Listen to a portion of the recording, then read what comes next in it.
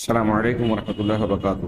بسم اللہ الرحمن الرحیم وبہ نستعین سبحانک لا علم لنا الا ما علمتنا انک انت العلیم الحکیم۔ الحمد للہ رب العالمین والصلاة والسلام علی سید المرسلین وعلی آلہ وصحبہ اجمعین ومن تبعہم بإحسان الی یوم الدین۔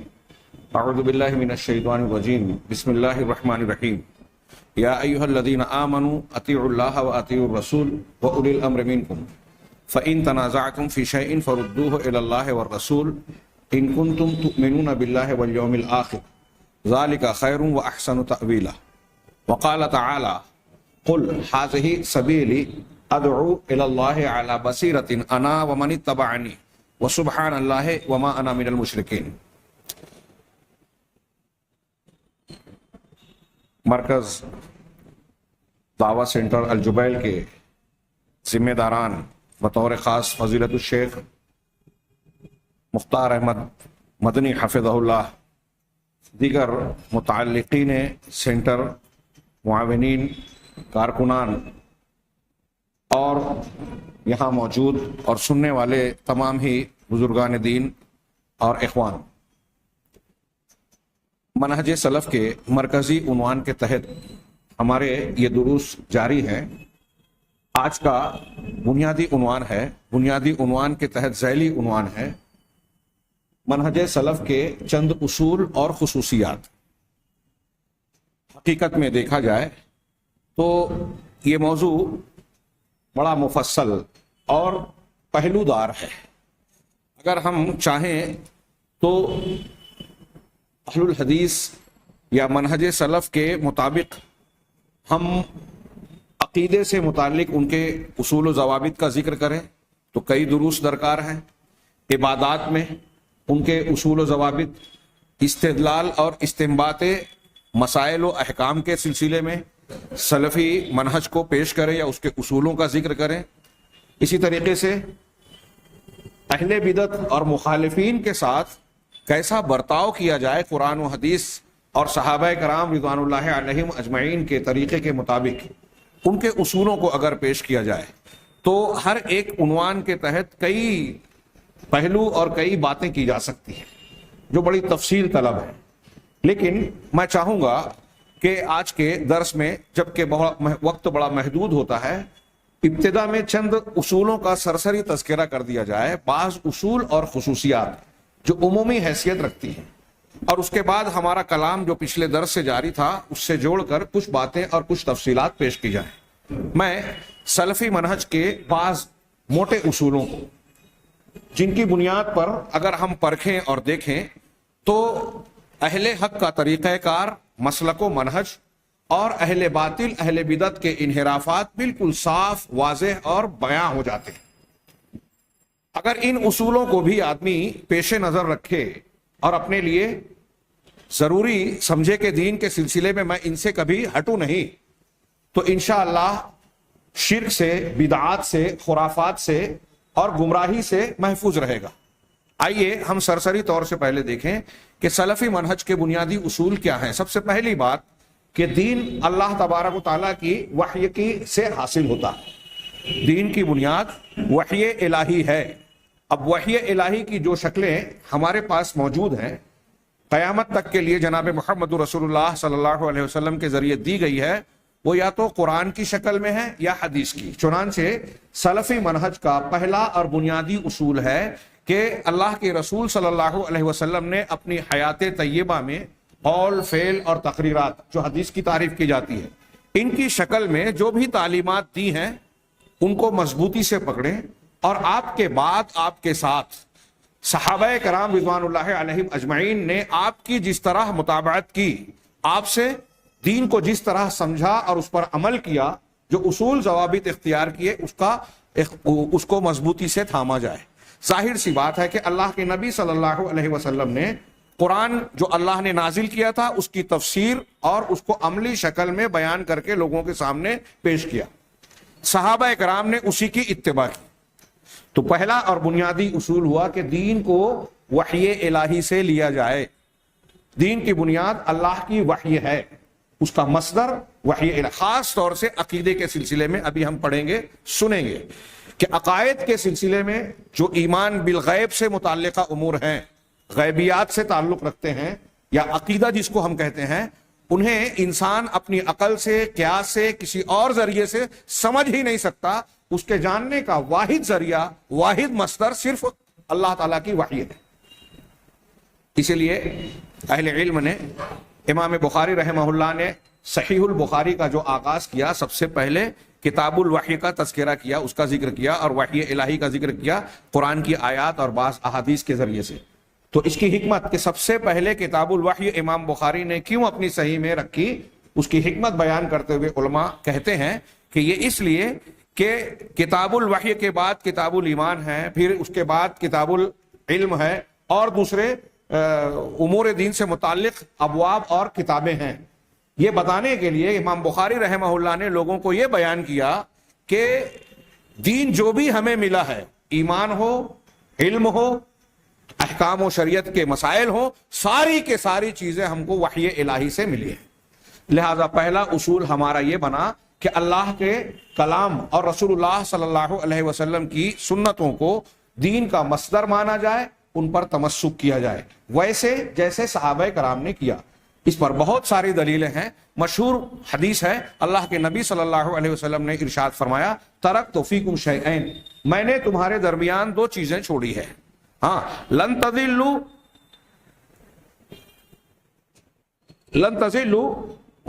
بعدہما، تم اس کے بعد، اس کو چھوڑ کر اس کو اگر پکڑے رہو گے تو اس کے بعد تم کبھی بھی گمراہی کا شکار نہیں ہوگے۔ اس کا الٹا معنی کیا ہوا، مفہوم مخالف، کہ اگر قرآن اور حدیث کو چھوڑ دیے تو گمراہ ہو جاؤ گے۔ میں نے اس سے پہلے بھی کہا، بہت ہی واضح یہ دین کا مسئلہ ہے۔ اللہ کے نبی صلی اللہ علیہ وسلم نے اس کو تشنا نہیں چھوڑا۔ یہ جب بتایا کہ امت میں فرقے ہوں گے، اختلافات ہوں گے، بدعت و خرافات ہوں گی، مختلف قسم کے فتنے اٹھیں گے، ہماری زبان بولنے والے ہمارے درمیان ایسے لوگ پیدا ہوں گے جو بظاہر تو دین اور اسلام کی بات کریں گے لیکن جہنم کے دروازوں کی طرف بلائیں گے، جہنم کے راستوں کی طرف بلائیں گے۔ تو ان سے بچنے کا، اپنے دین و ایمان کو، عقائد کو، اعمال کو محفوظ رکھنے کا طریقہ بھی آپ نے بتایا کہ کیسے اپنے دین کی حفاظت کرو گے، کیسے تم جنت کے راستے پر قائم اور برقرار رہو گے، کون سے مسلک ہے جس کو تم صحیح ماننا۔ تو آپ نے فرمایا کہ دو چیزیں تمہارے درمیان چھوڑے جا رہا ہوں، اس کے بعد تم گمراہ نہیں ہوگے۔ ان دو چیزوں سے تعلق جتنا ہمارا کمزور ہوگا، اس کا مطلب اتنی گمراہی آئے گی، اور روئے زمین پر جتنے گمراہ فرقے ہیں آپ دیکھیں گے کہ ان کا قرآن و حدیث سے ان کی گمراہی کے مطابق تعلق کمزور ہے۔ اللہ تعالیٰ نے، اللہ کے رسول نے فرمایا کہ ان کے بعد تم کبھی گمراہ نہیں ہو۔ وہ دو چیزیں کیا ہے؟ کتاب اللہ و سنتی، اللہ کی کتاب اور میری سنت۔ وَلَن يَتَفَرَّقَا حَتَّى يَرِدَا عَلَيَّ الْحَوْض، علامہ البانی رحمہ اللہ نے اس کو صحیح کہا ہے کہ یہ دونوں قرآن اور حدیث کبھی جدا نہیں ہو سکتے یہاں تک کہ میرے پاس حوض تک پہنچیں گے۔ سلفی منہج کا ایک اصول، اہم اصول یہ بھی ہے کہ ہم نصوص کے درمیان تفریق نہیں کرتے۔ یہ جو کہا کہ یہ دونوں الگ نہیں ہو سکتے، قرآن کے اندر فرق نہیں کیا جائے گا، قرآن اور حدیث کے سلسلے میں تفریق نہیں کی جائے گی کہ اس کو مانا جائے اور اس کو چھوڑ دیا جائے اگر حدیث ثابت ہے۔ اس کی کچھ تشریح ابھی ہم جانیں گے، کیسے حلال حرام یا شریعت کے احکامات کے اس بات میں، عقیدے کو ثابت کرنے میں جس طرح قرآن کو دلیل مانا جائے گا ویسے ہی حدیث کو مانا جائے گا۔ ان دونوں کو جدا نہیں کیا جا سکتا، ان کے درجات میں فرق ہو سکتا ہے، ان کے حکم اور فضیلت کے اعتبار سے فرق ہو سکتا ہے، لیکن شرعی احکام کے اس بات میں، عقیدے کو اختیار کرنے میں، اللہ اور رسول کی بات کو ماننے کے لیے لازمی تقاضے کے طور پر قرآن جس طرح دلیل دیتا ہے ویسے ہی حدیث بھی دیتی ہے۔ اللہ کے رسول نے فرمایا کہ یہ دونوں جدا نہیں ہوں گے یہاں تک کہ میدان محشر میں حوض پر میرے پاس آ جائیں۔ تو پہلا اصول یہ ہوا۔ دوسرا اصول سلفی منہج کا یہ ہے کہ اگر آپس میں اختلاف ہو جائے، خاص طور سے دین اور شریعت کے مسائل میں، کسی بھی مسئلے میں اختلاف ہو، خصوصاً عقیدے میں، عبادات میں، شرعی معاملات میں، اگر اختلاف ہو تو اللہ اور اس کے رسول کی طرف بات کو پلٹایا جائے۔ خود اللہ تعالیٰ نے کہا ہے، یا ایھا الذین آمنوا اطیعوا اللہ واطیعوا الرسول، اے ایمان والو، یعنی یہ ایمان کا تقاضا ہے کہ ایماندار ہو تو یہ بات مانو، کیا؟ اطیعوا اللہ، اللہ کی اطاعت کرو، واطیعوا الرسول، اور رسول کی اطاعت کرو۔ الرسول، اللہ کی اور رسول کی اطاعت کا مطلب کیا ہوا؟ قرآن کی اور حدیث کی اطاعت۔ قرآن کو مانو، حدیث کو مانو۔ یہ پہلے والے اصول کی بات ہو گئی، یہ بالکل صاف اور صریح حکم ہے۔ اور میں یہاں عرض کروں کہ دنیا میں جو لوگ قرآن اور حدیث سے ہٹ کر کسی اور بات کو ماننا چاہتے ہیں وہ اس طرح کا حکم بتائیں کہیں قرآن میں حدیث میں کہ جس طرح مستقلاً یہ کہا گیا کہ اللہ کی بات مان لو آنکھ بند کر کے، رسول کی بات ثابت ہو جائے تو چوں چرا کی کوئی گنجائش نہیں ہے. ایسے کسی اور کا معاملہ ہو سکتا ہے؟ کوئی کتنا بڑا بھی بزرگ ہو، امام ہو، کیسی بھی کرامات کو پیش کرنے والا ہو، کیا کوئی اس درجے کو پہنچ سکتا ہے؟ نہیں. تو مستقل اطاعت یہی دونوں ہیں. اس کے بعد کہا وَأُولِي الْأَمْرِ مِنْكُمْ، تم میں جو اولو الامر ہیں یعنی حکام ہیں مسلمانوں کے، امیر، خلیفہ، ذمہ داران، حکام، اور بعض لوگوں نے علماء کی بھی تشریح کی، دونوں صحیح ہے، لیکن ان کی اطاعت قرآن اور حدیث کی اطاعت کے ساتھ جڑی ہوئی ہے، اس لیے کہ اللہ تعالیٰ نے اطیعوا اللہ کے ساتھ کہا، اطیعوا الرسول کے ساتھ کہا. اولو الامر کے ساتھ یہ نہیں کہا وَأَطِيعُوا أُولِي الْأَمْرِ مِنْكُمْ، تم میں جو اولو الامر ہیں، صاحب معاملہ ہیں، ان کی اطاعت کرو. یہ مستقل نہیں ہے، ایک شریعت کا ایک عام قاعدہ ہے. والدین کی اطاعت کرنی ہے، لیکن اگر اللہ اور رسول کے خلاف والدین حکم دے تو نہیں ماننا ہے.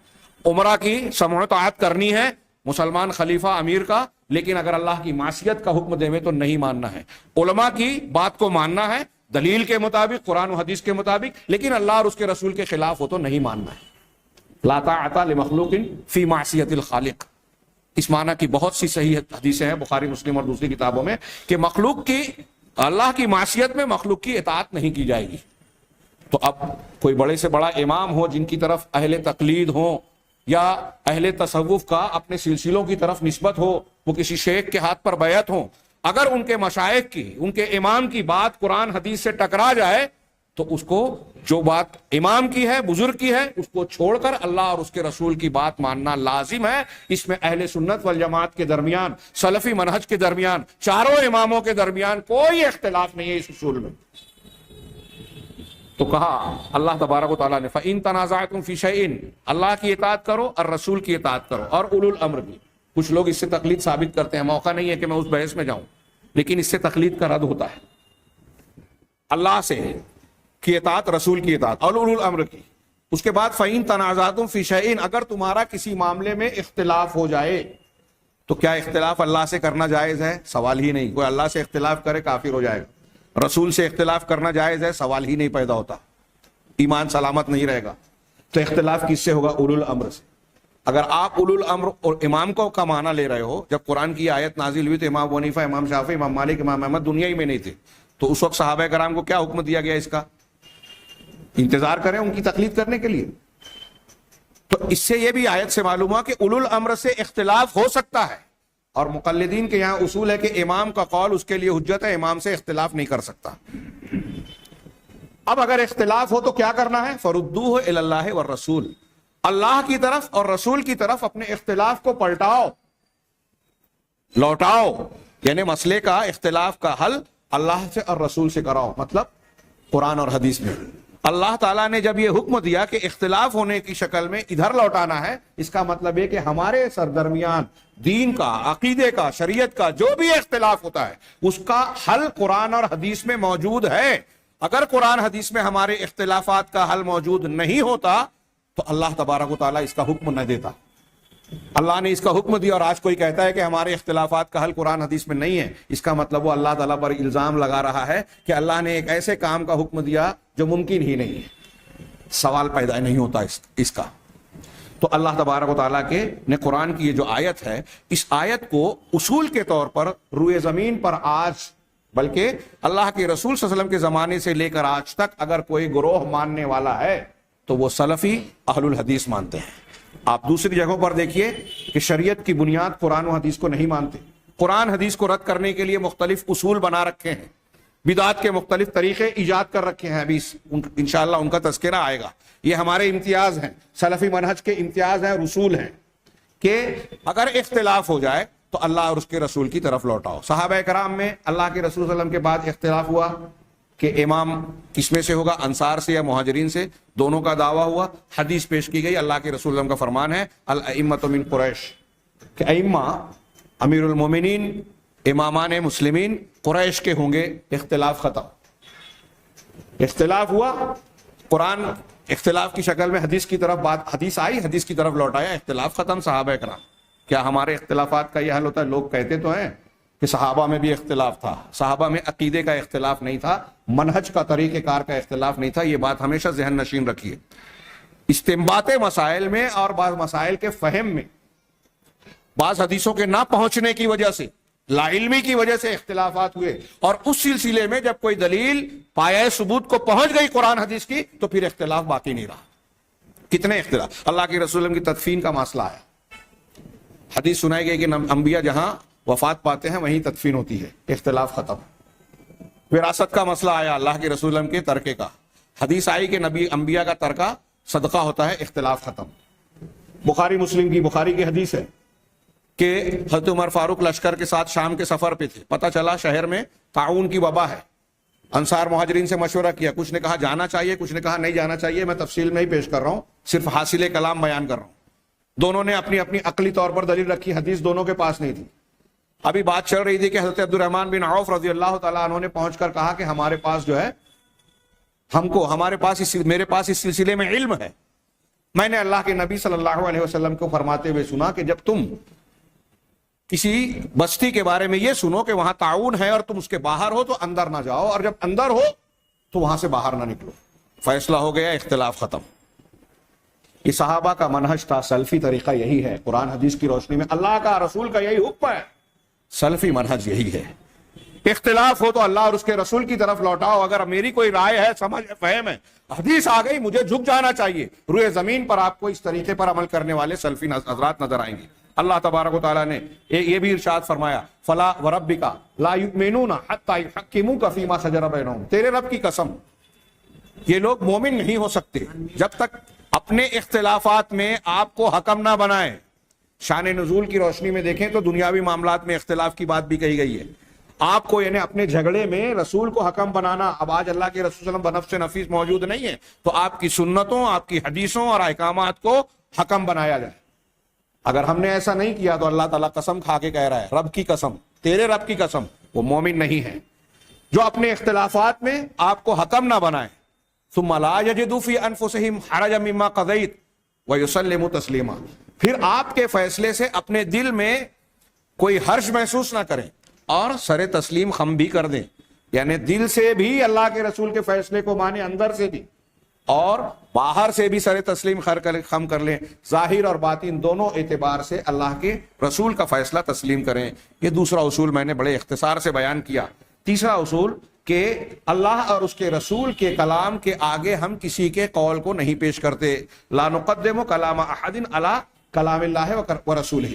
اللہ اور اس کے رسول کے کلام اور ان کے احکامات یا ان کی بات کے آگے کسی کی بات، کوئی کتنا بھی بڑا انسان ہو، کسی کی بات اللہ اور اس کے رسول کے آگے نہیں کرتے. کیونکہ اللہ نے قرآن میں اصول دیا ہے، حکم دیا ہے، یا ایھا الذین آمنوا لا تقدموا بین یدی اللہ ورسولہ واتقوا اللہ ان اللہ سمیع علیم. سورہ حجرات کی پہلی آیت. اے ایمان والو، اللہ اور اس کے رسول سے آگے مت بڑھو اور اللہ سے ڈرتے رہو.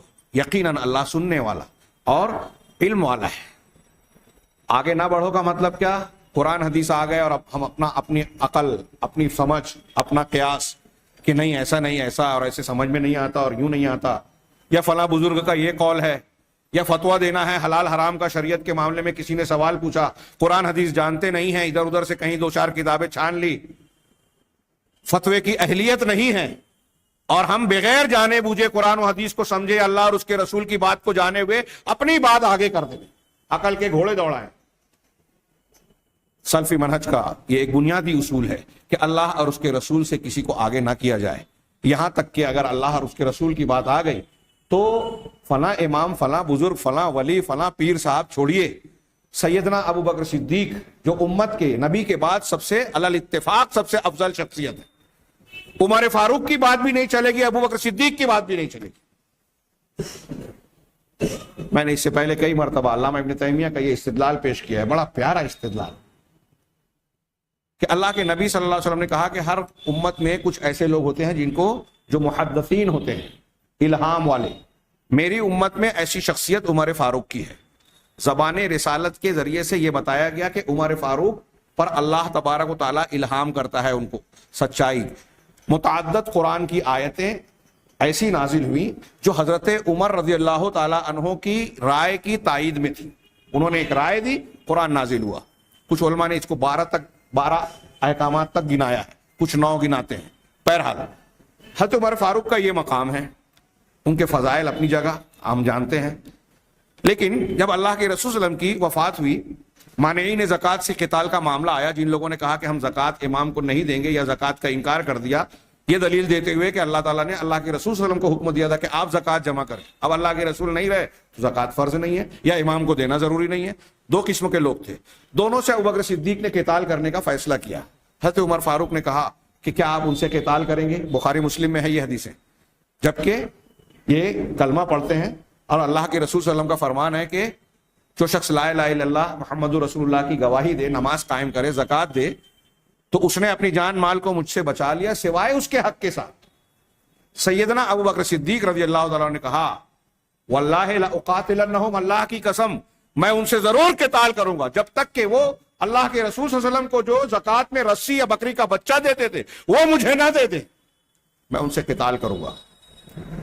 عمر فاروق کہتے ہیں کہ ابوبکر صدیق اپنے اس موقف پر ڈٹے رہے یہاں تک کہ حتی شرح اللہ صدری, یہاں تک کہ اللہ نے میرے سینے کو کھول دیا. فعرفت انہ علی الحق, تو میں نے یہ جان لیا کہ ابوبکر صدیق حق پر ہیں. اپنی بات کو واپس لے لیا عمر فاروق نے. زکوٰۃ اور نماز میں تفریق کرنا حدیث کی بنیاد پر تفریق ہوئی اور اس کی بنیاد پر ان سے قتال جائز ہوا. یہ سیدنا ابوبکر صدیق کا استدلال تھا حدیث کے اشارے سے. علامہ ابن تیمیہ نے اس بات کو پیش کر کے کہا کہ عمر فاروق, غور کیجئے کہ عمر فاروق رضی اللہ تعالیٰ عنہ, جن کو اللہ کے رسول نے کہا ہے کہ یہ صاحب الہام ہے میری امت میں, ان کی تائید میں قرآن کی کئی آیتیں آئی, لیکن اس اختلاف میں خود عمر فاروق نے یہ قبول کیا کہ میری غلطی تھی, ابوبکر صدیق حق پر تھے. کیوں حق پر تھے ابوبکر صدیق؟ اس لیے کہ ان کی بات حدیث کے موافق تھی. چنانچہ علامہ ابن تیمیہ کہتے ہیں کہ جب حدیث رسول کے مقابلے میں عمر فاروق کی بات نہیں چلے گی, خود ابوبکر صدیق عمر فاروق نے اس کو مانا,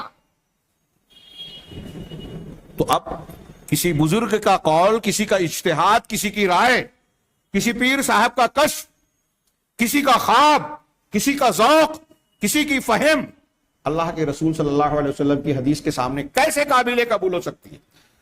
سلفی منہج کو ماننے والا اسے کبھی قبول نہیں کر سکتا, اور سچا پکا مسلمان نہیں مان سکتا جو قرآن و حدیث کو مانتا ہے کہ اللہ اور اس کے رسول کی بات کے سامنے کسی اور کی بات مان کے اس کو رد کیا جائے. یہاں تو صاف اعلان ہے کہ موسیٰ بھی زندہ ہوتے تو صرف میری بات ماننا پڑتی. اب شریعت محمدی کے آ جانے کے بعد شریعت موسوی اور شریعت عیسوی منسوخ ہو چکی. اگر آج کوئی حضرت عیسیٰ اور حضرت موسیٰ کی بھی پیروی کرے نبی کریم صلی اللہ علیہ وسلم کی سنت کے خلاف تو وہ گمراہ ہے, اس میں کوئی شک نہیں. تو جب پیغمبروں کی بات اب نہیں چلے گی جن پر ہمارا ایمان ہے کہ وہ سچے پیغمبر, ان کی سچی شریعت تھی, وہ منسوخ ہو چکی, اللہ کے نبی صلی اللہ علیہ وسلم کی سنت اور تعلیم کے سامنے نہیں چل سکتی, تو پھر کسی اور کی کیا چلے گی؟ میں نے اس سے پہلے روایت پیش کی کہ حج تمتع کا مسئلہ حضرت ابن عباس نے بیان کیا کہ اللہ کے رسول نے اجازت دی. ان کے ایک شاگرد نے کہا کہ ابو بکر و عمر تو منع کرتے تھے. حضرت ابن عباس غصہ ہو گئے اور کہا کہ مجھے ڈر ہے کہ آسمان سے پتھروں کی بارش نہ ہو جائے. میں کہتا ہوں اللہ کے رسول نے فرمایا, اور تم کہتے ہو ابو بکر اور عمر نے. ابن عمر حضرت عمر کے بیٹے ہیں, حج تمتع کر رہے ہیں. ایک آدمی نے سوال کیا, آپ کے ابا تو منع کرتے تھے, کیا جواب دیا؟ یہ سلفی منہج والا جواب ہے, پکے اہل حدیث تھے صحابہ کرام. انہوں نے کہا امر ابی یتبع ام امر رسول اللہ صلی اللہ علیہ وسلم, میرے باپ کی بات مانی جائے گی یا میرے اللہ کے رسول اللہ کی بات کی اتباع کی جائے گی؟ سامنے والا بھی مسلمان تھا, اس نے کہا کہ اللہ کے رسول کی بات. تو کہا اللہ کے رسول نے اس کی اجازت اور حکم دیا ہے, اس لیے میں عمل کر رہا ہوں. بالکل صاف ستھرا معاملہ ہے. اس کا یہ مطلب نہیں ہے کہ ہم عمر فاروق, ابوبکر صدیق یا اللہ کے رسول کی بات کے مقابلے میں جن کی بات کو بھی چھوڑتے ہیں ان کی بے عزتی کر رہے ہیں. نہیں, ہر انسان سے خطا غلطی ہو سکتی ہے, اور ہمیں اللہ کے نبی صلی اللہ علیہ وسلم کی اتباع کا حکم دیا گیا ہے. ما آتاکم الرسول فخذوہ وما نہاکم عنہ فانتہوا, جو رسول دے دے لے لے, جس سے منع کر دے رک جاؤ. اب اگر ایک آدمی کو پتا چلا یہ رسول کی سنت ہے اور اس کو چھوڑ دیا تو اللہ تعالیٰ پوچھے گا میں نے حکم دیا تھا تو نے مانا نہیں. لیکن دنیا کے کسی بھی مفتی سے سوال کیجئے, اگر کوئی انسان اللہ کے رسول صلی اللہ علیہ وسلم کے سوا کسی بھی انسان کی بات کو جاننے کے بعد اس پر عمل نہ کرے, وہ کوئی امام ہو, امام شافعی ہو, امام مالک ہو, امام ابو حنیفہ ہو, امام اوزاعی ہو, امام بخاری ہو, امام مسلم ہو, صحابہ کرام میں سے کوئی شخصیت ہو, سب پر اللہ کا رحم ہو اور اللہ ان سے راضی ہو. اللہ تعالیٰ قیامت کے دن یہ پوچھے گا کہ فلاں امام کی بات تم نے نہیں مانی, سوال ہی پیدا نہیں ہوتا. کتنا صاف ستھرا اصول ہے. تیسرا اصول کہ یہ چوتھا اصول یا خصوصیت سلفی منہج کی, کہ سلفی منہج کی بنیادی غایت, دین کی بنیاد اور مرکز توحید الہی ہے. توحید کو ماننا اور شرک کا رد کرنا سلفیت کی یہی غایت ہے, یہی بنیاد ہے. کیوں؟ اس لیے کہ اللہ تبارک و تعالیٰ نے اس کائنات کو وجود بخشا ہے توحید کے لیے, جن و انس کی پیدائش کی ہے توحید اختیار کرنے کے لیے, شرک سے بچنے کے لیے. تمام انبیاء کرام علیہ الصلوۃ والسلام کی دعوت کی بنیاد, آغاز, نچوڑ, خلاصہ توحید ہے. اگر کسی قوم نے توحید کو قبول نہیں کیا تو نبی نے اگلا سبق نہیں دیا. نوح علیہ الصلوۃ والسلام 950 سال تک, 950 سال ہم دعوت نہیں دے پاتے کسی کو, 9.5 مہینہ نہیں دیں گے, 950 سال تک توحید اور اس سے متعلقہ عقائد ہی بیان کرتے رہے. قوم نے مانا نہیں تو اگلا سبق دیا نہیں. ایسے کتنی قومیں. نبی کریم صلی اللہ علیہ وسلم مکی زندگی میں توحید اور رسالت اور آخرت ہی پیش کرتے رہے. توحید اور اس سے متعلقہ 2 ضروری بنیادی امور. مدینہ میں جب آئے, اسلامی معاشرہ بنا تو تفصیلی احکامات آنا شروع ہوئے. تو سلفی منہج کی بنیاد, دعوت کی بنیاد, ہم جس کو دین کی اصل اور اصل الاصول مانتے ہیں, ہمارے نوجوان یہ دماغ میں رکھیں. یہ رفع الیدین آمین الزام دیتے ہیں ہمارے یہاں تحریکی حضرات اور کچھ مذاق اڑانے والے کہ یہ لوگ اس کو دین سمجھتے ہیں. یہ بھی دین ہے. اللہ کے رسول صلی اللہ علیہ وسلم سے اگر یہ ثابت ہو جائے کہ آپ نے یہاں کا بٹن لگایا ہے تو ایک مومن بندہ اسی کو دنیا کے سارے لوگوں کے مقابلے میں بہتر سمجھے گا, جانے گا کہ یہ نبی کی سنت ہے تو میں اسی کو مانوں گا, یہ بہتر ہے. امام سفیان ثوری کہتے ہیں اتباع سنت کے کیا جذبہ تھا سلف میں, صرف اقوال سلف نقل کریں تو ہمارے اوقات گھٹتے جائیں گے.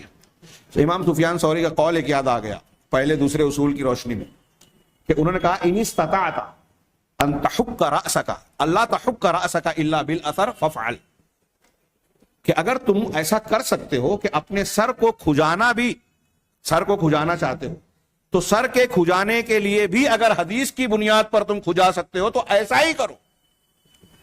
یہ دیکھو کہ اللہ کے رسول صلی اللہ علیہ وسلم کی سنت کیا ہے سر کھجانے میں, سنت کے مطابق عمل کرو.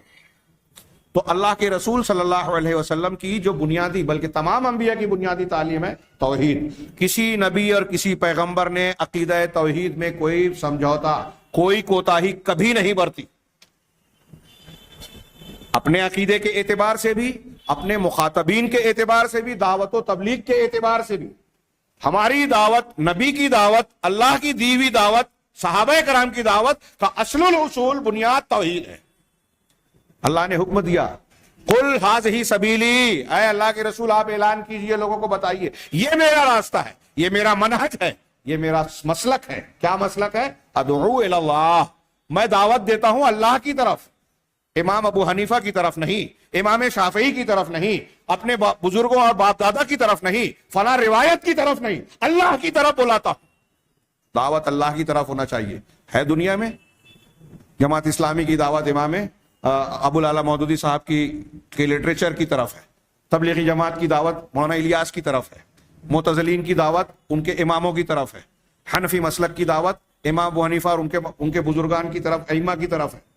ہاں, یہ میں نہیں کہہ رہا ہوں, بڑے بڑے علماء نے یہ بات لکھی ہے کہ جو شخص اگر دعوت دے رہا ہے بزرگوں مشائخ کی طرف دعوت دے رہا ہے بجائے قرآن و حدیث کے, اللہ کی طرف دعوت دینے کے, توحید کی طرف دعوت دینے کے. آج آپ دیکھیے, میں نے ایسا بہت سارے خطبات میں, دروس میں یہ بیان کیا ہے کہ آپ اہل حق اور اہل باطل, سلفی اور غیر سلفی میں ایک فرق یہ دیکھیں گے کہ ان کی مجلسوں میں, دروس میں, بیانات میں علماء کی بڑائی بیان کی جاتی ہے. ارے ہمارے پیر صاحب, ہمارے فلاں شیخ الحدیث, فلاں علامہ, فلاں بزرگ ایسے ہیں, وہ ہوا میں اڑتے تھے, پانی پہ چلتے تھے, آگ میں بیٹھ کے ہنسی مذاق کرتے تھے, کرامت کھیلتے تھے, عشاء کے وضو سے 40 سال 80 سال زندگی بھر فجر کی نماز پڑھی. صحیح اور غلط دوسری بات, کیا کہنا چاہتے ہیں؟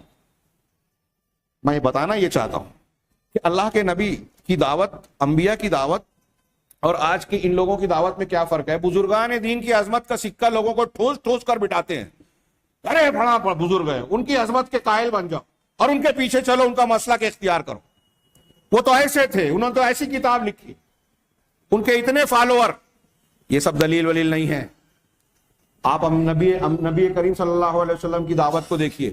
آپ کے سامنے اگر آ کے لوگ کہہ رہے ہیں یا سیدہ یا سیدنا یا فلانا، ہاں یا مولانا، اللہ کے رسول اے ہمارے سید، اے ہمارے آقا سردار، کہا سید اللہ ہے، مجھے مت کہو. آپ کی تعریف کی، آپ نے کہا لا احب ان ترفعونی فوق منزلتی التي انزلنی اللہ.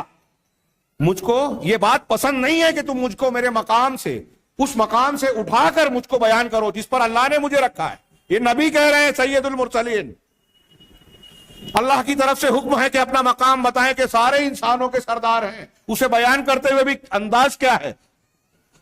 انا سید ولد آدم ولا فخر، انا سید ولد آدم یوم القیامہ ولا فخر. قیامت کے دن میں سارے انسانوں کا سردار ہوں لیکن فخر نہیں کرتا. کہا سب سے افضل کون ہے؟ اللہ کے رسول سے کسی نے پوچھا کہ سب سے زیادہ مرتبے والا کون ہے؟ تو کہا یوسف. نبی ہیں، نبی کے بیٹے ہیں، نبی کے پوتے ہیں، نبی کے پر پوتے ہیں. یوسف نبی، ان کے باپ یعقوب نبی، ان کے دادا اسحاق نبی، ان کے پر دادا ابراہیم علیہ الصلوۃ والسلام، سب پر اللہ کی صلاۃ و سلام ہو، سب پیغمبر. کہا یہ تو نسب کے اعتبار سے. حالانکہ آپ نے دوسرے مقامات پر وضاحت کی کہ درجے کے اعتبار سے آپ سب سے افضل ہیں. یہاں جب عظمت کی بیان کرنے کی بات آتی ہے تو انبیاء کرام صرف اللہ کی عظمت بیان کرتے ہیں. آپ کو سلفی دعوت میں نظر آئے گا کہ ہر سلفی عالم جو بھی خطابات، تقریریں، دروس بیان کرتا ہے، اللہ کی توحید کہیں نہ کہیں ضرور بیان کرے گا، اس پر زور دے گا، اس لیے کہ یہ ہمارے دین کی بنیاد ہے. سارا دین اسی بنیاد پر کھڑا ہوتا ہے. اگر آپ کی توحید صحیح نہیں ہے، لوگ کہتے ہیں، ہمارے ہاں کچھ لوگ اہل حدیث بھی کہنے لگے یہ ان کی جہالت اور کم علمی ہے. کہہ رہے یہ توحید کیوں بیان کرتے ہیں؟ والدین کی فرما برداری بیان کریں، حلال حرام بیان کریں، ہاں موبائل کی گندگی پھیل رہی ہے اس کو بیان کریں، زنا بدکاری پھیل رہی ہے اس کو بیان کریں. آپ زنا بدکاری حرام کے نقصانات خوب بیان کریں، ویسی اصلاح نہیں ہوگی جیسی توحید بیان کرنے سے ہوگی. اللہ کے نبی صلی اللہ علیہ وسلم کو دیکھیے، صحابہ کرام کی تربیت کرتے تھے عقیدے پر، توحید پر. اور جب وہ توحید مضبوط ہو گئی تو اب کسی سے زنا بھی ہو گیا تو آ کر کہہ رہا ہے اللہ کے رسول مجھے پاک کیجئے، میں نے حد پار کر لی ہے. یہ توحید تھی، اس کا ڈر تھا، اس عقیدے کی شفافیت اور مضبوطی تھی کہ اللہ کا ڈر دل و دماغ میں رچ بس گیا تھا. توحید ہے. صرف ایک حکم سنا کہ اللہ تبارک و تعالیٰ نے قبلہ بدل دیا، بیت المقدس کی بجائے کعبۃ اللہ ہے. نماز کے اندر جو ہے قبلہ بدل دیا گیا، بخاری کی حدیث. منہ سے لگی ہوئی شراب کو انڈیل دیا، بہا دیا. جب یہ پتا چلا اللہ نے، یہ کب ہوگا؟ جب دل میں اللہ کا خوف، اس کی عظمت، اس کی توحید، اس کی کبریائی، اس کی بڑائی ہو. تو سلفی منہج کی سب سے اصل الاصول اور بنیاد ہے دعوت توحید. اور یہاں اگرچہ یہ تفصیل میں بعد میں بیان کرنے والا تھا لیکن یہی ذکر کر دوں کہ روئے زمین پر آج کی تاریخ میں اللہ کے گھر میں پوری ذمہ داری کے ساتھ علی وجہ البصیرہ کہہ رہا ہوں، کسی کو برا لگے لیکن دلائل اور حقائق کی بنیاد پر میری اس بات کو جانچ لے کہ توحید جس طرح سے اللہ کے کلام میں اور تمام انبیاء کی تعلیمات میں سب سے اول ہے اور اس پر کبھی کسی نبی نے سمجھوتا نہیں کیا، ایسا صاف ستھرا معاملہ توحید کے بارے میں روئے زمین پر آج آپ کو صرف اہل الحدیث اور سلفیوں میں نظر آئے گا. صرف اور صرف اہل الحدیث.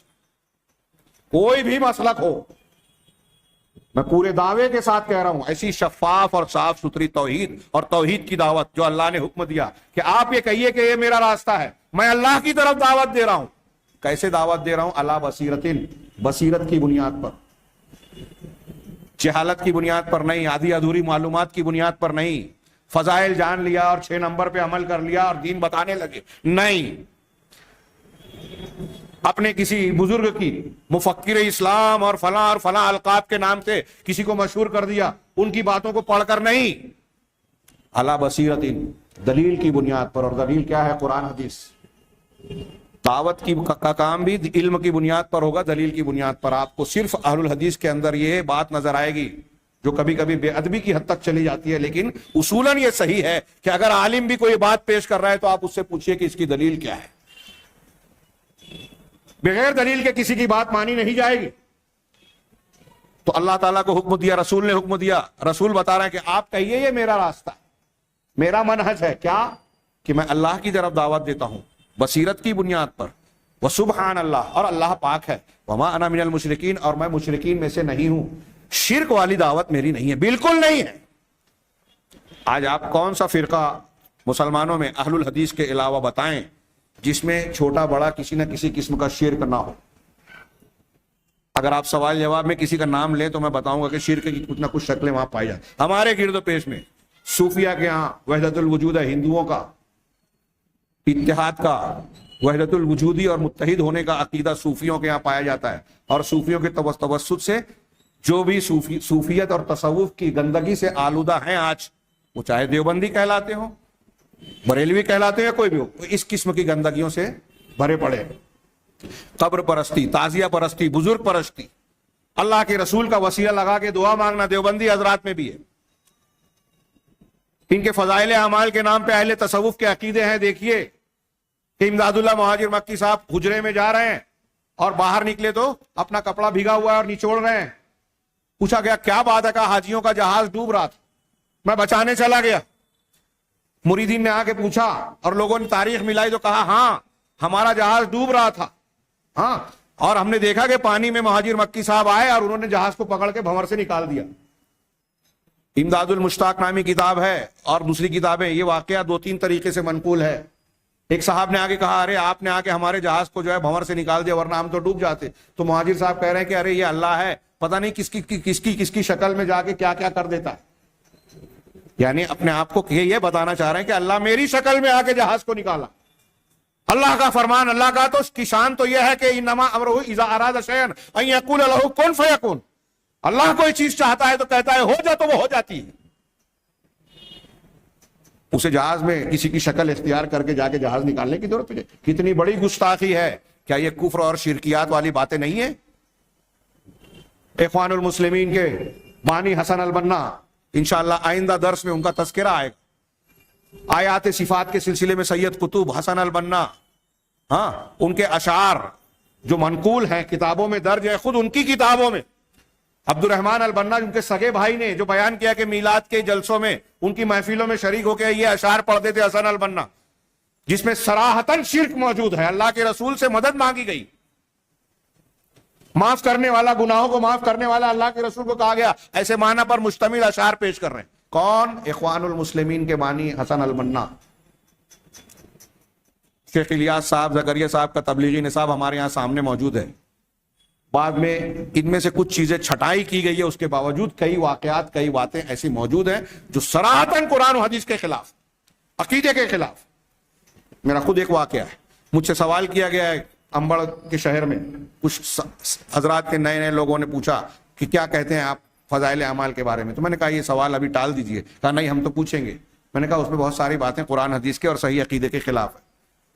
کچھ دیر کے بعد ایک عالم کو اور کچھ لوگوں کو لے کر آ گئے, کہا تبلیغی نصاب دے دیا اور کہا کہ بتائیے اس میں سے کوئی ایسی بات جو قرآن حدیث کے خلاف ہو, عقیدے کے خلاف ہو. میں نے تھوڑا تصفح کیا, کوئی مشکل بھی نہیں ہے, آسانی سے نکل جائے گی کہیں سے بھی. تو میں نے ایسا ایک واقعہ بنارس میں بھی ہوا تھا, لیکن اب دونوں واقعات کو نہیں بیان کر سکتا. تو میں نے اس میں ایک واقعہ بتایا کہ ایک بزرگ نے, شارٹ میں بتا رہا ہوں, اس میں لکھا ہوا تھا ایک بزرگ نے کہا کہ کل میں یہاں مر جاؤں گا اور دوسرے دن وہاں مر گئے. ایسے 2-3 واقعات کا ذکر کیا. میں نے کہا یہ دیکھیے, کہا اس میں کیا غلط ہے؟ عالم صاحب پوچھ رہے ہیں.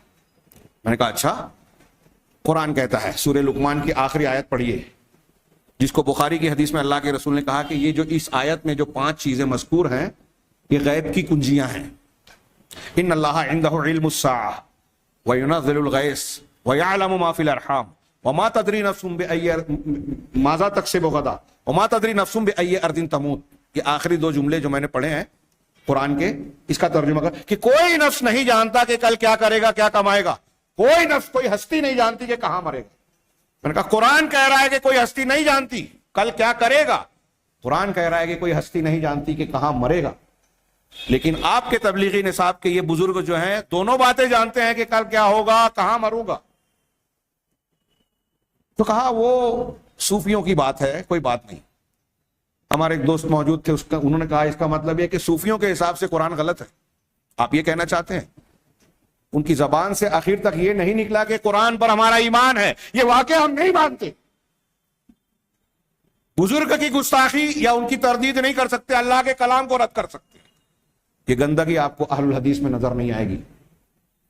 بہت ہی واضح اور صاف سری انداز میں بول رہا ہوں. میں جانتا ہوں بہت سارے لوگوں کو برا لگے گا، لیکن اگر بیماری کا علاج کرنا ہے، ناسور کاٹنے والا جراح، آپریشن کرنے والا ڈاکٹر جو ہے وہ دشمن نہیں ہوتا. اگر ہمیں، اور میں یہ بات جو عرض کر رہا ہوں مجھے بڑی حیرت ہوتی ہے کہ اس قسم کی بات کہتے ہیں. ابھی میں نے 2-3 دروس جو دیے، کئی حضرات نے مجھ سے یہ ذکر کیا، ہمارے علماء دوستوں میں سے بھی بعض حضرات کا یہ تبصرہ پہنچا کہ یہ باتیں لوگ کہتے نہیں ہیں. کیوں نہیں کہتے؟ آپ سلف کی کتابیں اٹھائیے، ان کا تعارف پڑھیے زندگی میں. ابھی میں ایک کتاب کا مقدمہ پڑھ رہا تھا، نئی کتاب احباب نے بھیجی، شرح السنہ امام بربہاری کی، اس کی ایک الگ شرح بھیجی، ان کی زندگی پر. تو اس میں ان کا بار بار ان کی تعریف بیان کرتے ہوئے ذکر کیا ہے کہ امام بربہاری بدعتیوں کے خلاف بہت سخت تھے، بالکل برداشت نہیں کرتے تھے. علامہ ابن تیمیہ نے اپنی پہلی کتاب لکھی جب، الحمویہ، جتنے روئے زمین کے بدعتی تھے سب ان کے خلاف ہو گئے، کوئی پرواہ نہیں کی. کتنی مرتبہ جیل گئے، کتنی مخالفتیں ہوئی، عام لوگ بادشاہوں کے پاس ان کی چغلیاں کی گئی، بار بار صفائی دینے کی نوبت آئی، وضاحت کرنے کے لیے کتابیں لکھنا پڑی، لیکن شرک و بدعت سے مصالحت نہیں کی. امام احمد بن حنبل تنے تنہا کھڑے رہے خلق قرآن کے فتنے کے سامنے. یہ اہل الحدیث تھے اور یہی نعرہ تھا جو ہم کہہ رہے ہیں یہاں. امام احمد بن حنبل کہتے تھے قرآن اللہ کا کلام ہے، صفت ہے، مخلوق نہیں ہے. تو مصلحت پسند علماء نے آ کے یہی کہا کہ ارے مان لیجئے نا، کیا فرق پڑتا ہے. جان بچانے کے لیے ایک بات یہ کہی. حضرت امام احمد بن حنبل نے کہا کہ مورخ قلم لے کر کھڑا ہوا ہے، میں نہیں چاہتا کہ آنے والے زمانے میں مورخ یہ لکھے کہ یہ زمانہ ایسا تھا کہ ایک آدمی بھی حق کا دفاع کرنے کے لیے زندہ نہیں رہا، کھڑا رہا، کھل کر اعلان نہیں کیا. کچھ لوگوں نے بحث کرنا چاہیے امام احمد بن حنبل سے کہ مان لو، قید خانے میں کیا جواب دیتے ہیں. سلفی حضرات اہل السنہ والجماعہ اور اہل الحدیث کا یہ نعرہ بن گیا جو امام احمد بن حنبل کا جملہ تھا کہ ایتونی بشیء من کتاب اللہ او سنت رسولی حتی اقول بھی. مجھ سے منوانا چاہتے ہو کوئی بات تو اللہ کی کتاب کی کوئی دلیل لاؤ یا اللہ کے رسول کی سنت لاؤ تاکہ میں اس کو کہوں، اس کو اختیار کروں. حسبنا کتاب اللہ و سنت رسول، یہ نعرہ بن گیا ہمارا. ہمارے لیے اللہ کی کتاب اور اس کے رسول کی سنت کافی ہے. کوئی یہ کہے گا، آج بڑی لمبی لمبی تقریریں لوگ کرتے ہیں. کچھ لوگ کہتے تھے کہ قرآن حدیث میں نماز بھی پوری نہیں ہے. ارے کیا کہہ رہے ہیں سمجھتے ہیں؟ اگر وہ عالم ہے تو عالم نہیں ہے، جاہل ہے، اسے عالم نہ سمجھیں. قرآن حدیث میں جتنا دین ہے، ابو بکر صدیق نے جتنا دین اختیار کیا مانا، اتنا ماننے میں ہماری نجات ہوگی کہ نہیں ہوگی؟ بتائیے آپ لوگ جتنے لوگ سن رہے ہیں. اب ابو بکر صدیق نے جو دین مانا تھا، عمر فاروق نے جو مانا تھا، صحابہ نے جو مانا تھا، کیا اس دین میں کمی تھی؟ اس نماز میں کمی تھی؟ اللہ تعالیٰ نے نماز کم دی تھی اللہ کے رسول کو، رسول نے کم بتائی تھی امت کو بتائی، صحابہ نے کم نقل کیا لوگوں کو. اگر ایسا ہے تو دین تو محفوظ ہی نہیں رہا. اور اگر آپ یہ کہتے ہیں کہ بعد میں فقہا نے حد نماز کو پورا کیا تو اس کا مطلب ابھی بھی سوال ہے پوری ہوئی کہ نہیں؟ ابھی آگے کچھ اور اضافہ کیا جا سکتا ہے کیا؟ جو اللہ کے رسول صلی اللہ علیہ وسلم کے زمانے میں نماز اور عبادت نہیں تھی وہ ہم کو چلے گی بھی نہیں، چاہیے بھی نہیں، وہ اللہ کے یہاں مردود ہے. آپ نے کہا نماز ویسے پڑھو جیسے مجھے دیکھا. اب حدیثوں میں جتنا ہے اتنا ہی ماننا ہے، اس سے زیادہ کیے تو مردود ہے، ناقابل قبول ہے. تو بہرحال بات تھوڑی سی پھیل گئی، لیکن بنیاد یہ ہے کہ اہل الحدیث یا سلفی منہج کا اصول ہے کہ وہ اللہ تبارک و تعالیٰ کی عبادت میں، دعا میں، مدد مانگنے میں، مصیبت کے وقت اللہ استغاثہ اور فریاد طلب کرنے میں، اور کشادگی حاصل کرنے کے لیے ذبح، نذر اور قربانی دینے میں، اللہ بھروسہ کرنے میں صرف اللہ کو وحدہ لا شریک اور اس کا حقدار مانتے ہیں، کسی اور کو نہیں. معمولی سا بھی ابھی میں مغرب کے پہلے عصر کی نماز کے بعد ایک کلپ دیکھ رہا تھا، ایک صاحب تقریر کر رہے ہیں، بابا اور لوگ آ کے ان کے پنجے پر اپنی پیشانی رکھ کے سجدے کی شکل اختیار کر رہے ہیں اور وہ منع بھی نہیں کر رہے. میں نے کہا روئے زمین پر توحید صاف شفاف خالص جس کی بنیاد پر جنت ملے گی، جنت توحید والوں کو ملے گی. جہنم سے بچنے کے لیے توحید پر ہونا شرط ہے. جہنم سے وہی نکلے گا جو شرک سے پاک، یاد رکھیں. اور وہ توحید آج روئے زمین پر خالص صاف ستھری سلفی اہل الحدیث کے علاوہ کسی کے پاس نہیں. پھر اللہ کے گھر میں دعویٰ کر رہا ہوں اور دعوت بھی دیتے ہیں اسی کی. ایک آگے ایک قاعدہ بیان کرنا تھا، یہی بیان کر دوں کہ توحید اور توحید سے متعلقہ امور کی بنیاد پر سلفیوں کے یہاں ایک اصول یہ ہے اور بہت اہم ہے جو کسی اور کے یہاں نہیں ہے، کہ اسی کی بنیاد پر سلفی اور اہل الحدیث ولا اور برا کرتے ہیں. ولا اور برا کیا ہے؟ یہ شریعت کی ایک بہت بڑی بنیاد ہے. عقیدے کی کتابوں میں اس پر لمبی چوڑی بحث ملے گی. بہت سے علماء نے مستقل کتاب، ولا یعنی دوستی کرنا، رشتہ اور تعلق جوڑنا، برا یعنی لا تعلقی اختیار کرنا. تو ہمارا دوست اور رشتہ دار یہ بہت اہم بنیاد ہے، بہت اہم. میں سوچ رہا ہوں کہ اس پر تو مستقل درس ہونا چاہیے. کیوں معلوم؟ آپ کے اندر ولا اور برا جتنی مضبوط ہوگی آپ کا ایمان اتنا مضبوط ہوگا، توحید اتنی مضبوط ہوگی، حق کے تعلق اتنا مضبوط ہوگا. شرک اور باطل سے اتنی دوری ہوگی جتنا آپ کا ولا اور برا کا صحیح عقیدہ ہوگا. اگر ولا اور برا کا صحیح عقیدہ نہیں ہے، آج جو ہمارے نوجوانوں میں کچھ لوگ منکر حدیث بن جاتے ہیں، کچھ لوگ نئے انجینئر صاحب اور فلاں اتنے فالوورز والے ان سے متاثر ہو جاتے ہیں، مرعوب ہو جاتے ہیں، ارے وہ تو اتنے فالوور والے ہیں. ہاں، یہ نئی فکر، نئے افکار سے جو متاثر ہوتے ہیں اور ادھر ادھر چلے جاتے ہیں، اس کی سب سے بڑی بنیاد کیا ہے معلوم ہے؟ سب سے بڑی بنیاد یہ ہے کہ ولا اور برا کی بنیاد کو سمجھا ہی نہیں ہے. اگر ولا اور برا کو صحیح ڈھنگ سے عقیدے کی بنیاد پر ہم سمجھ لیں تو کوئی گمراہ کرنے والی بدعت اور کوئی نئی فکر ہمارے نوجوانوں کو گمراہ نہیں کر سکتی. یہ اسلام کی حفاظت کے لیے بہت بڑی بنیاد، اور اللہ کے رسول صلی اللہ علیہ وسلم کی صحیح حدیث ہے کہ اوثق اور الایمان الحب فی اللہ والبغض فی اللہ. ایمان کا سب سے مضبوط دستہ یہ ہے اللہ کے لیے محبت اور اللہ کے لیے نفرت. ہم اس کو سمجھتے ہی نہیں ہیں، جانتے ہی نہیں ہیں اس کا مطلب کیا ہے. ولا اور برا کو توحید اور ایمان کی بنیاد، اگر کوئی بنیاد پر ولا اور برا کا مطلب کیا ہے کہ اگر کوئی دین والا ہے تو وہ ہمارا دوست ہے، رشتہ دار ہے، بھائی ہے. دین کا مخالف ہے تو وہ ہمارا دوست رشتہ دار نہیں ہے، چاہے خونی رشتہ ہی کیوں نہ ہو. اس کی مثال صحابہ کرام نے کیسی پیش کی. اوس اور خزرج گئے، قریش گئے، اوس و خزرج، پہلے اوس و خزرج لڑتے تھے، قبائلی کتنی وہاں تفریق تھی. لیکن وہاں جب پہنچتے ہیں قریش اور اللہ کے رسول نے ایک مہاجر کو ایک انصاری کا بھائی بنا دیا تو ایک دوسرے کے لیے کیسی قربانی دینے کے لیے، اثار کے لیے تیار ہوتے تھے. سعد بن ربی، حضرت عبد الرحمن بن عوف رضی اللہ عنہما کے بھائی بنائے گئے. یہ ابھی اس سے پہلے والے درس میں نے پیش کیا، بخاری کی حدیث ہے. حضرت سعد بن ربی نے کہا عبد الرحمن بن عوف سے، یہ میرا گھر ہے، میں آدھا کر دیتا ہوں، 2 حصہ، آدھا آپ لے لیجیے. میری 2 بیویاں ہیں، آپ پسند کر لیں، جو پسند ہوگی میں اسے طلاق دے دوں گا. آج یہ بیان کرنے میں، سننے میں ایسا لگتا ہے جیسے کوئی افسانہ کہانی، حقیقت نہیں ہے. میں یہ نہیں کہہ رہا ہوں، میں انکار کر رہا ہوں، میں مانتا ہوں آج کے زمانے میں اس کا تصور نہیں کیا جا سکتا. ہمارے یہاں سگا بھائی سگے بھائی کا حق مارتا ہے، حق دینے کے لیے تیار نہیں ہے، اور وہاں ایمان کے رشتے کی بنیاد پر کہہ رہے ہیں کہ بیوی پسند کر لو طلاق دے دوں گا. کیسے لوگ تھے؟ ولا اور برا کا یہ جذبہ. غزوہ بدر میں حضرت ابو عبیدہ بن جراح نے اپنے سگے باپ، اپنے باپ کو قتل کیا سامنے. پہلے چھوڑنا چاہا لیکن جب وہ نہیں مانے تو گردن مار دی. عمر فاروق نے سگے ماموں کو مارا، خونی رشتہ دار. قیدیوں میں حبیب ابن عمیر، مصعب ابن عمیر کے سگے بھائی کو ایک انصاری صحابی باندھ رہے تھے. حضرت مصعب ابن عمیر نے دیکھا، کہا اس کو اچھی طرح باندھو، اس کی ماں بہت مالدار ہے، تم کو فدیے میں اچھی رقم ملے گی. تو حبیب ابن عمیر نے کہا کہ تم میرے بھائی ہو کے میرے بارے میں ایسا کہہ رہے ہو؟ میں اپنے الفاظ میں نقل کر رہا ہوں. کیا جواب دیا مصعب ابن عمیر نے؟ یہ ولا اور برا ہے. کہا تم میرے بھائی نہیں ہو اس وقت، یہ انصاری میرا بھائی ہے. رشتے، خاندان، خون، تعلق، برادری کی بنیاد پر ساتھ نہیں دیں گے. ولا اور برا کا مطلب سمجھے. آج ہمارے ہاں لوگ کوسوں دور ہے اس عقیدے سے. اہل الحدیث بھی سیٹھ صاحب ہیں تو ان کا ساتھ دیں گے، صحیح ہو یا غلط ہو. ولا اور برا اگر ہمارے اندر ہوگا تو جہاں حق ہے وہ کمزور نظر آ رہا ہے لیکن اس کے ساتھ نظر آئیں گے.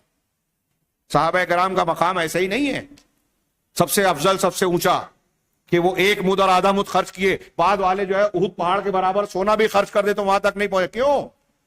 اس لیے کہ وہ بہت کم تعداد میں تھے, تھوڑے تھے. اللہ کے رسول صلی اللہ علیہ وسلم کے سچے رسول ہونے کی دلیلیں بھی آج کی طرح بہت ساری نہیں ہیں, تھوڑی تھی, پھر بھی مانا, سب کچھ قربان کیا ایسے وقت میں جب اس کی سب سے شدید ضرورت تھی. پھر سے بات پھیل گئی. میں بنیادی نقطے کی طرف پلٹتا ہوں, بہت کم وقت رہ گیا, بہت سارا مضمون باقی ہے. ہاں, تو پہلی بنیاد ہم توحید کو مانتے ہیں اور یہ مانتے ہیں کہ یہ توحید ہی ہے جس کی بنیاد پر اسلامی حکومت قائم ہوتی ہے. اب ہمارے ہاں لوگ اسلامی حکومت قائم کرنے کی بات کرتے ہیں تو کیا کہتے ہیں؟ میلاد پڑھو کہ مت پڑھو, درود پڑھو کہ مت پڑھو, فاتحہ پڑھو کہ مت پڑھو, ایک ہو جاؤ, حکومت قائم کرنا ہے, سیاسی اسلام. یعنی توحید اہم نہیں رہی, حکومت قائم کرنا اہم ہو گیا. اب جب حکومت قائم ہوگی تو آپ کون سا دین قائم کریں گے؟ کیا دنیا کا کوئی ایک نبی یا جناب محمد رسول اللہ صلی اللہ علیہ وسلم کی کوئی ایک دلیل آپ پیش کر سکتے ہیں کہ توحید کے حساب پر, یعنی توحید کے اندر سمجھوتا کر کے حکومت قائم کرنے یا کوئی مصلحت کو مقدم کیا ہو توحید کے مقابلے میں؟ آپ نے کچھ چیزوں کو ٹال دیا کہ کعبہ اگر نئی نئے مسلمان کے صحابہ نہ ہوتے تو اللہ کے رسول نے کہا بخاری میں کہ کعبہ کو میں منہدم کر کے ابراہیمی بنیادوں پر پھر سے تعمیر کرتا. اس کو آپ نے ٹالا, لیکن کبھی ایسا نہیں ہوا کہ آپ کے سامنے کوئی شرک کیا گیا اور آپ خاموش رہے ہو کہ چلو بعد میں بتائیں گے. فوراً ٹوکا, لڑ گئے, سمجھایا. توحید اور شرک کے معاملے میں سب سے بڑی مصلحت یہ ہے کہ کوئی مصلحت اختیار نہ کی. کوئی ہندو آپ کو پرساد دے, مت کھائیے, بتا دیجئے یہ ہمارے لیے غیر اللہ کے نام پہ حرام ہے, شرک والا کام ہے, یہ ہمیں نہیں چلتا. ہم گنپتی کا چندہ نہیں دے سکتے, ہم نوراتری کا طواف نہیں کر سکتے دیوی کے گرد گرد.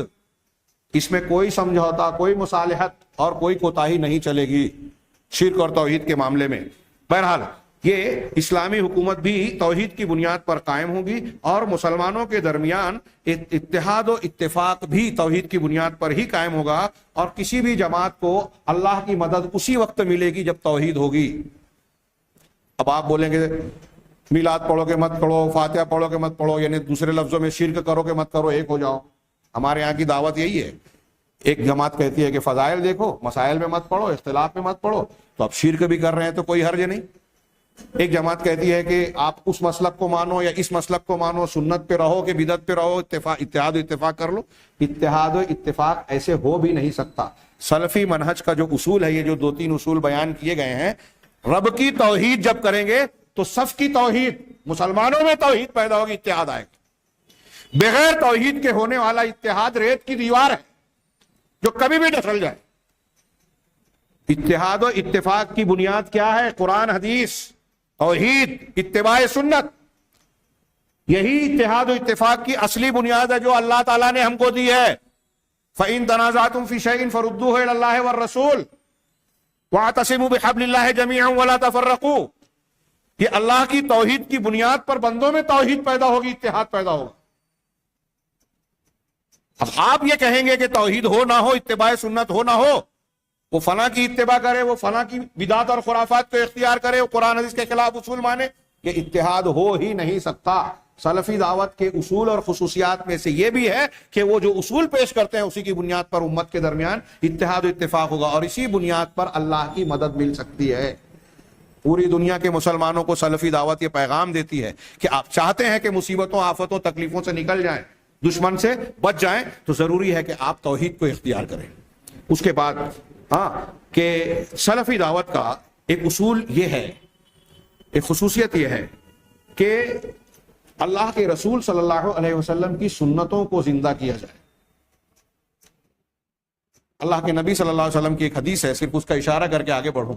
بدأ الاسلام غریبا وسيعود كما بدأ فطوبى للغرباء. مختلف الفاظ کے ساتھ بڑی شاندار حدیث, تفصیل کی متقاضی ہے.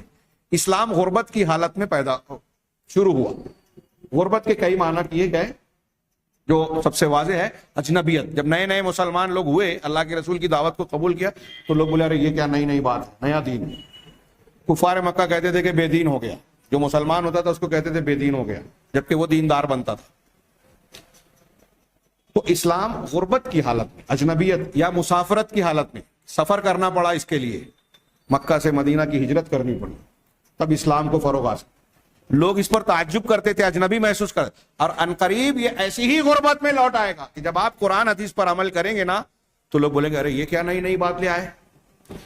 اہل الحدیث کو آج ہمارے ہندوستان کے سماج میں یہ کہا جاتا ہے، جب آپ کہیں گے کہ یہ حدیث جھوٹی ہے، یہ بھی ہمارے اصول میں سے ہے کہ اہل الحدیث یا سلفی منہج کے لوگ دین کے معاملے میں، دعوت کے معاملے میں جھوٹ نہیں بولتے۔ یہاں تو لوگ جھوٹی حدیثیں پیش کرتے ہیں، اور آپ اگر ان سے بولیں گے کہ یہ جھوٹی حدیث ہے، ارے یہ سب کیا اس میں پڑھے، کیا پڑھے ہو؟ ارے اللہ کے رسول کا صاف فرمان ہے کہ جو جان بوجھ کر جھوٹ بات میری طرف منسوب کرے اس کا ٹھکانہ جہنم، اور بغیر جانے بوجھے اگر تم کہہ رہے ہو تو بھی جھوٹوں میں سے ایک۔ یہ کوئی کھلواڑ نہیں ہے، اللہ کی وحی ہے، رسول کی طرف جو آئی ہے۔ آپ اگر اللہ کے رسول کے نام سے کوئی بات بیان کرتے ہیں تو اس کا مطلب آپ دین بیان کر رہے ہیں، اللہ کی بات بیان کر رہے ہیں۔ روئے زمین پر اس معاملے میں بھی سب سے زیادہ محتاط، اصولوں کے پابند اہل الحدیث اور سلفی ملیں گے۔ کہ میں نے ضمناً کچھ اصول بیان کر دیے، تو ہمارا منہج ایک ہے کہ سنتوں کو زندہ کیا جائے غربت کے معاملے کے سلسلے میں۔ اسی طریقے سے سلفی منہج کے کچھ اصول کا ابھی سرسری تذکرہ ہی کرنے کا موقع بچا ہے کہ ہم اللہ اور اس کے رسول کے کلام کے علاوہ کسی اور کے کلام کے سلسلے میں عصبیت اور تعصب نہیں برتتے۔ یہ اللہ کا کلام ہے، رسول کا کلام ہے، تو اس پر ہم جم جائیں گے، اس پر لڑ جائیں گے، اس کی مخالفت برداشت نہیں کریں گے۔ تمام ائمہ کا یہی کہنا ہے۔ امام مالک کا فرمان آب زر سے لکھنے کے لائق ہے کہ ہم میں سے، امام مالک کہہ رہے ہیں، ہم میں سے ہر شخص کی بات رد بھی کی جا سکتی ہے، قبول بھی کی جا سکتی ہے۔ سلفی اصول ہے یہ، اللہ کے رسول کی بات کے، اور اس سوائے اس صاحب قبر کی بات کے، رسول کی بات کو رد نہیں کیا جا سکتا، باقی سب کی بات رد ہو سکتی ہے۔ یہی سلفی منہج ہے۔ امام مالک کتنے بڑے اہل حدیث تھے، کہ اس بات سے اندازہ لگائیے۔ تو ہم اللہ اور اس کے رسول کے کلام، جو رسول معصوم ہیں، ان کے علاوہ کسی کی بات کے لیے تعصب اور شدت اختیار نہیں کر سکتے مضبوطی سے پکڑنے کے سلسلے میں۔ ہاں، لا ينطق، اس لیے کہ اللہ کے رسول اپنی خواہش سے، اپنے خیال سے، اپنی طرف سے بات نہیں کرتے۔ ہاں، رہے اللہ کے رسول کے علاوہ دوسرے کوئی بھی انسان تو اس کا مرتبہ کتنا بھی اونچا ہو وہ خطا کر سکتا ہے۔ اب جو خطا کر سکتا ہے اس کو پکڑ لینا کہ یہ میرے پیر صاحب ہیں، ان کی سب بات ماننا ہے، یہ میرے امام صاحب ہیں، ان کی ہر معاملے میں تقلید کرنا ہے، ان کا قول ہمارے لیے حجت ہے، کیا اس اصول کے مطابق، قرآن حدیث کی تعلیمات کے مطابق کیا صحیح ہو سکتا ہے؟ قطعاً صحیح نہیں ہے۔ تقلید والا راستہ، التزام تقلید والا راستہ صریح گمراہی ہے، بدعت ہے، قرآن حدیث کی مخالفت ہے، کوئی مانے یا نہ مانے۔ تو کہہ رہے ہیں کہ اللہ کے رسول کے علاوہ کوئی بھی انسان ہو وہ خطا کر سکتا ہے، اس لیے کہ سارے انسان خطا کار ہیں۔ ہاں، ائمہ کرام جن کا منہج صحیح ہے، جن کا منہج صحیح ہے، اگر ان سے خطا ہوتی ہے تو ہم یہ سمجھتے ہیں، مانتے ہیں کہ ان کی غلطی پر بھی اللہ ان کو ثواب دے گا، مجتہد اگر خطا کر جاتا ہے۔ یہاں ضمناً میں ایک بات کہنا چاہتا ہوں جو شاید موقع نہ ملے، وقت کم بچا ہے، کہ ہمارے یہاں سوشل میڈیا پر مضامین میں، بحث و مباحثہ میں ہم نے دیکھا کہ آج اخوانی تحریکی یہ لوگ چھائے ہوئے رہتے ہیں، کافی تیز نظر آتے ہیں اس معاملے میں۔ وہ کیونکہ ان کا دین اور اسلام تابع ہے اللہ اور رسول کے اصولوں پہ نہیں، سیاسی انداز میں جو یورپ والوں کا ہے کہ خوب پھیلاؤ، ہماری بات لوگ ماننے لگے۔ اہل الحدیث تشہیر پر اعتماد نہیں کرتے، سچائی پر اعتماد کرتے۔ تو یہاں دیکھو تمہارے عالم نے یہ کیا، سعودی عرب نے یہ کیا، فلاں نے یہ کیا، ڈھیما نے یہ کیا، تمہارے عالم نے ایسا کہہ دیا، اس نے ایسا فتویٰ دیا۔ یہ اکا دکا بات۔ یہاں میں ایک اصول کی بات کہنا چاہتا ہوں جو اس سے پہلے بھی غالباً میں کہہ چکا ہوں، کہ ایک بات ذہن نشین رکھیں کہ اگر منہج اور اصول صحیح ہے، بندے کا، عالم کا منہج اور اصول صحیح ہے، تو اس کی غلطی معفو عنہ ہے، وہ غلطی کرنے کے باوجود ہمارا سلفی منہج پر چلنے والا کہلائے۔ علامہ ناصرالدین البانی ہو، شیخ ابن باز ہو، ان سے لے کر جو ہے امام بخاری رحمہ اللہ تک، ان سے اجتہادی خطائیں ہوئی ہیں، ان سے ہم اختلاف کر سکتے ہیں، اجتہادی خطا کے باوجود یہ اہل الحدیث ہیں۔ اور اگر ایک آدمی منہج میں غلط ہے، اصول ہی غلط ہے اس کا، ہاں، وہ تصوف کو مانتا ہے، اعتزال کو مانتا ہے، خارجیت کو مانتا ہے، صوفیت کو مانتا ہے، اشعریت ماتوریدیت کو مانتا ہے، حنفیت شافعیت مالکیت حنبلیت کو مانتا ہے قرآن حدیث کے مقابلے میں، اگر اس کا اصول ہی غلط ہے، وہ اخوانیت اخوان المسلمین کے اصولوں پر چل رہا ہے، جماعت اسلامی کے اصولوں پہ چل رہا ہے، اصولاً ہی وہ اہل سنت والجماعت کے اصول اور منہج سے اگر ہٹا ہوا ہے تو اس کی صحیح بات بھی ہو جائے تو وہ صحیح مسلک والا نہیں کہلائے گا۔ کچھ باتیں اس کی صحیح ہو سکتی ہیں، کچھ باتیں اس کی صحیح ہوگی تب بھی، تو اگر کسی عالم نے خطا کیا تو ہم نے یہ نہیں کہا کہ وہ ہمارے علماء معصوم ہیں، ہم نے یہ بھی نہیں کہا کہ ہمارے علماء یا سعودی عرب یا کوئی حاکم جو ہے ہمارے لیے دلیل ہے، نمونہ ہے۔ سلفی منہج یہ نہیں ہے، اہل حق سے خطا ہو سکتی ہے، اس خطا کی اپنی ایک توجیہ کی جائے گی یا اس کو دیکھا جائے گا، لیکن قرآن حدیث کے سامنے کسی کی بات نہیں مانی جائے گی، سارے انسانوں سے خطا ہو سکتی ہے۔ لہذا جب بحث ہو مباحثہ ہو تو ایک بات ذہن نشین رہے کہ کسی کے غلطی سے کہ سعودی عرب کی حکومت نے یہ کیا، فلاں نے یہ کیا، ڈھیما نے یہ کیا، جو بحث کرتے ہیں ہمارے ہاں لمبی چوڑی، ان بحثوں سے حاصل کچھ بھی نہیں ہے۔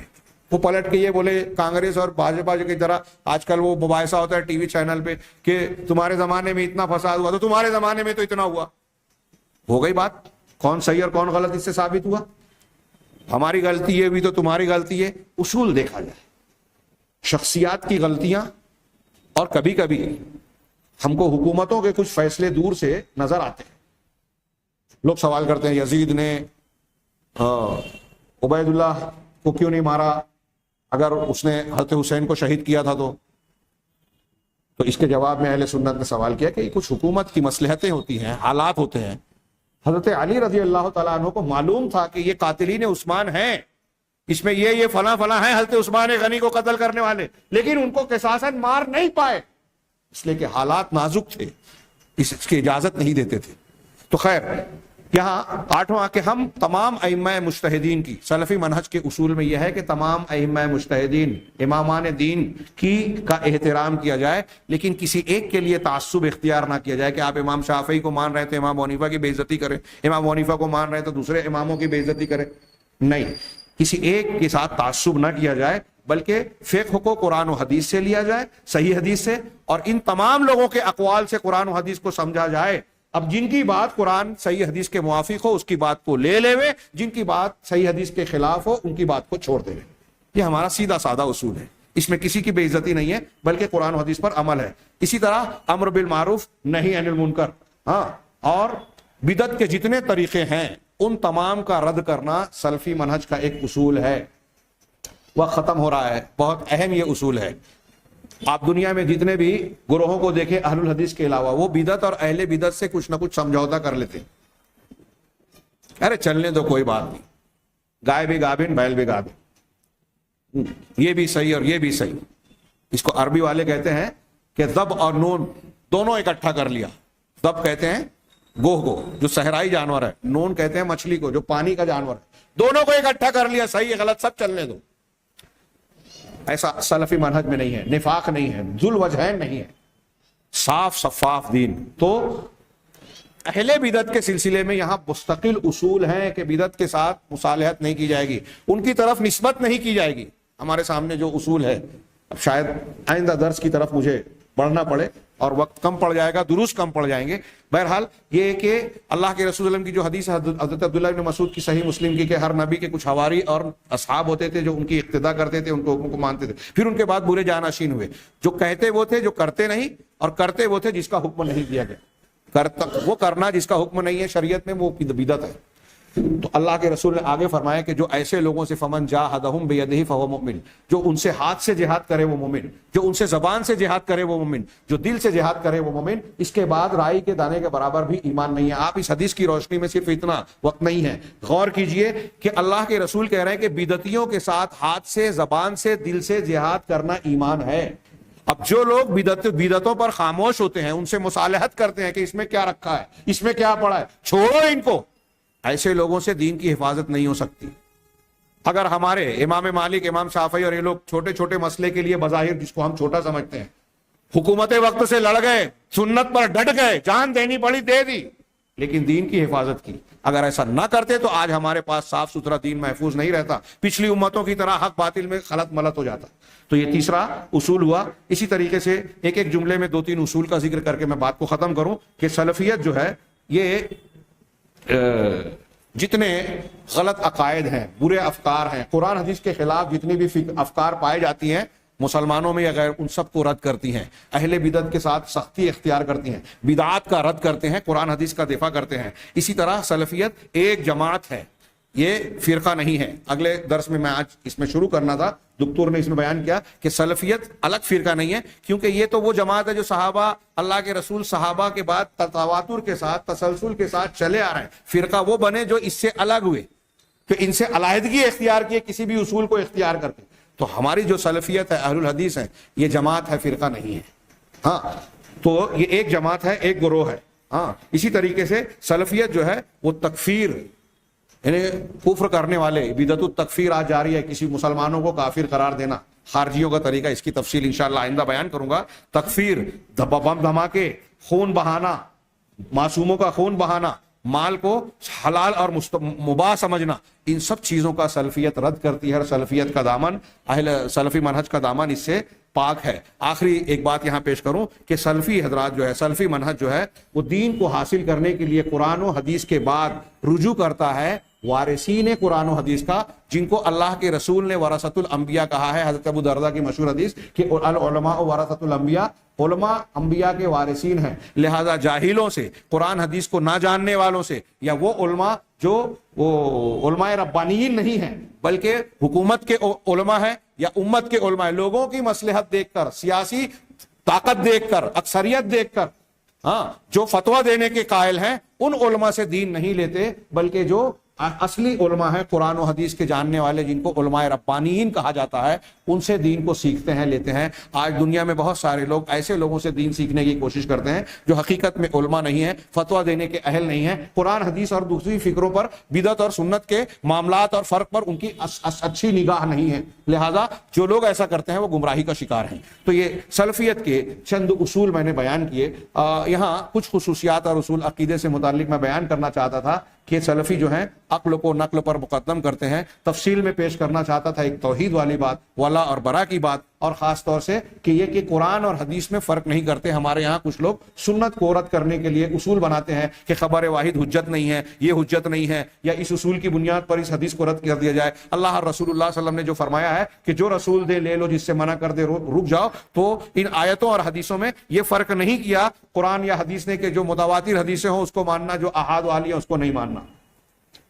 متواتر حدیث انشاءاللہ اس کے بارے میں تھوڑی تفصیل آئندہ دروس میں اگر موقع رہا اور سیاق و سباق نے اجازت دی تو انشاءاللہ اس سے متعلق گفتگو کریں گے. اللہ تبارک و تعالیٰ سے دعا ہے کہ وہ ہمیں صحیح دینی منہج کو سمجھنے کی توفیق عطا فرمائے اور زندگی گزارنے کی اسی کے مطابق توفیق دے اور اسی پر موت دے, تاکہ اللہ تعالیٰ کے یہاں ہم کامیاب بن جائیں. وآخر دعوانا ان الحمد للہ رب العالمین.